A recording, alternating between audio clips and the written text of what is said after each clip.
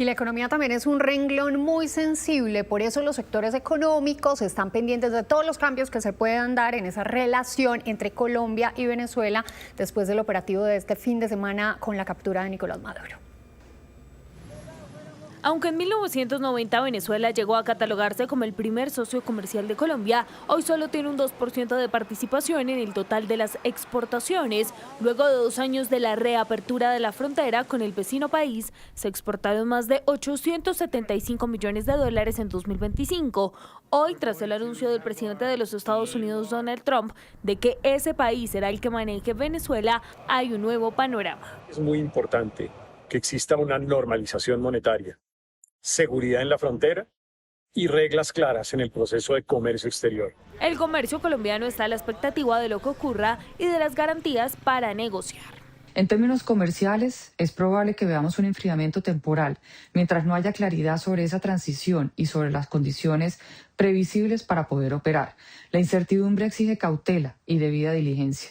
Hoy exportamos productos como confitería, leche en polvo, así como aceite de palma, y las oportunidades para nuestro país en materia comercial son amplias. La inversión que va a venir de Estados Unidos y demás, ya lo anunció el presidente Trump cuando hablaba de las grandes petroleras, las firmas petroleras estadounidenses que deberían invertir en Venezuela, sino obviamente ese consumo interno que se va a generar en la medida que haya nuevamente una recuperación económica. Es muy importante para regiones como el norte de Santander, que se ven beneficiados de este comercio fronterizo entre Colombia y Venezuela, y que seguramente lo podrán ver una oportunidad en el mediano y largo plazo para su industria, para su comercio, para convertirse en un hub de crecimiento y de desarrollo. La expectativa también está en negocios estatales como la alianza entre Ecopetrol y PDVSA y el interés de Colombia por Monómeros, la empresa de fertilizantes venezolana ubicada en Barranquilla, pero incluida en la lista Clinton y que podría afectarse por el rumbo que tome el vecino país.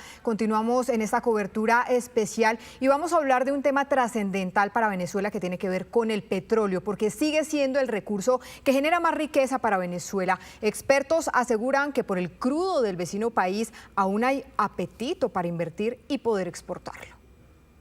En Venezuela la disputa no es solo política, también es una pugna por el control del petróleo, el principal activo estratégico del país y la clave de su posible recuperación económica. Es bien sabido que Venezuela conserva las mayores reservas de crudo del mundo, por encima incluso de Arabia Saudita. Son más de 300.000 millones de barriles. De acuerdo con la Agencia Internacional de Energía, Venezuela concentra cerca del 17% de las reservas de petróleo a nivel mundial, un potencial que Estados Unidos tiene claro y que según expertos estaría dispuesto a aprovechar con inversión extranjera. Sin embargo, el principal obstáculo no es la falta de crudo, sino que esa riqueza hoy permanece bajo tierra.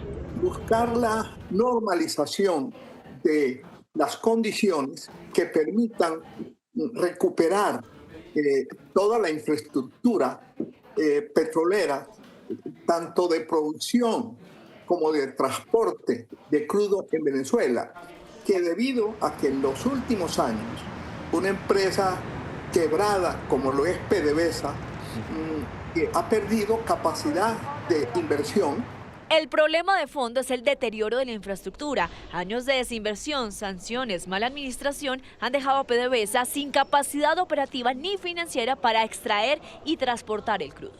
Lo que es previsible es que en el evento en que haya un cambio de gobierno, un cambio de régimen de carácter democrático, con reglas de juego claras, pues precisamente esas condiciones para hacer negocios se vuelvan de nuevo estables y sea mucho más confiable la presencia de empresas internacionales en el negocio petrolero en Venezuela. Para dimensionar lo que está en juego, solo en 2024 las exportaciones de petróleo de la estatal PDVSA alcanzaron los 17.500 millones de dólares, cifra que confirma que más allá de la crisis política, el futuro de Venezuela sigue girando alrededor del petróleo.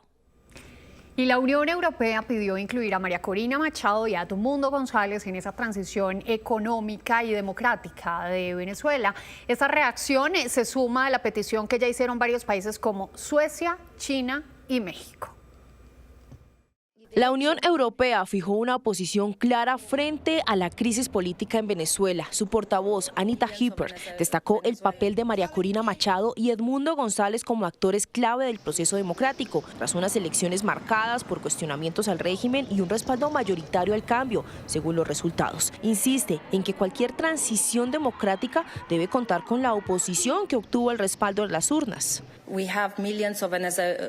Tenemos millones de venezolanos que han votado por el cambio y han apoyado a Edmundo González por una mayoría significativa, según lo que teníamos disponible. Así que los próximos pasos son sobre el diálogo hacia la transición democrática, que debe incluir a Edmundo González y María Corina Machado. En contraste con la postura europea, China salió en defensa de Nicolás Maduro. Desde Pekín, su portavoz condenó la captura del mandatario venezolano por parte de Estados Unidos y exigió su liberación, al tiempo que pidió respuestas tras la reunión de emergencia del Consejo de Seguridad de la ONU. China expresa su profunda preocupación por la detención y el traslado forzoso del presidente venezolano Maduro y su esposa por parte de Estados Unidos. Esta medida constituye una clara violación del derecho internacional y de las normas fundamentales que rigen las relaciones internacionales, así como de los propósitos y principios de la Carta de las Naciones Unidas. Desde México, la presidenta Claudia Sheinbaum reiteró el principio de no intervención y defendió la autodeterminación de los pueblos en medio de la creciente presión internacional sobre Venezuela. México reafirma un principio que no es nuevo y que no admite ambigüedades. Rechazamos de manera categórica la intervención en los asuntos internos de otros países. Mientras el debate político se intensifica, Europa avanza en medidas concretas. En las últimas horas, el Consejo Federal de Suiza ordenó el congelamiento de los activos de Nicolás Maduro en ese país, con el objetivo de evitar su transferencia al exterior. Una decisión que se suma al aislamiento financiero del régimen y eleva la presión internacional sobre Caracas. Y bien, ante la preocupación de lo que viene para Venezuela, otra pregunta casi obligada que surge es si Colombia puede aportar a la reconstrucción de la economía venezolana.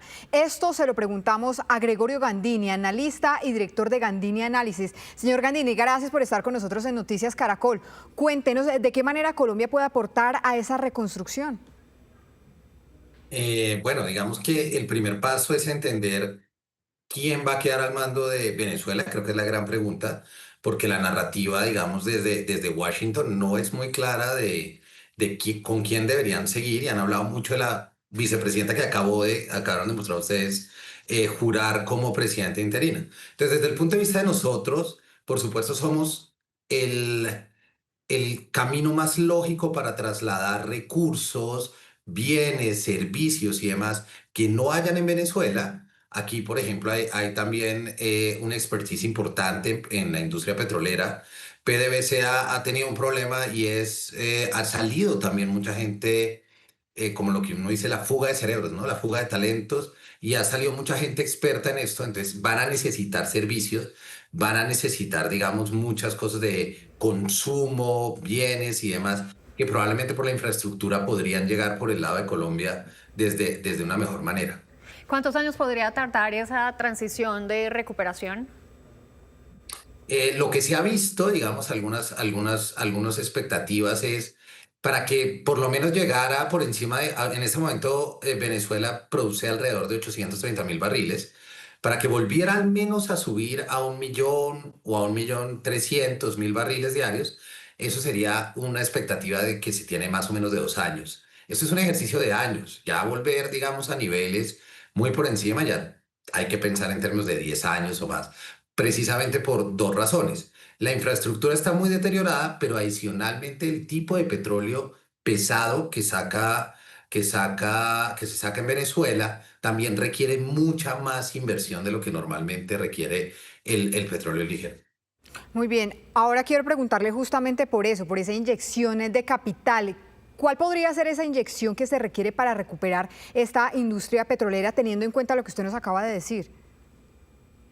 Pues digamos que una cifra cerrada es muy difícil de mencionar, pero lo que es cierto y lo que creo que es importante ver mucho en este ejercicio es cómo se va a fondear. porque por ejemplo ya las acciones de Chevron, las acciones de ExxonMobil van subiendo en la bolsa, digamos, hay mucha expectativa alrededor de esto, que son compañías americanas que tienen una larga historia acá, pero esto es una inversión masiva y realmente hay que ver si el gobierno de Estados Unidos de alguna forma va a encontrar recursos para estas compañías, si ellas lo van a fondear, porque el origen de los recursos también es muy importante aquí.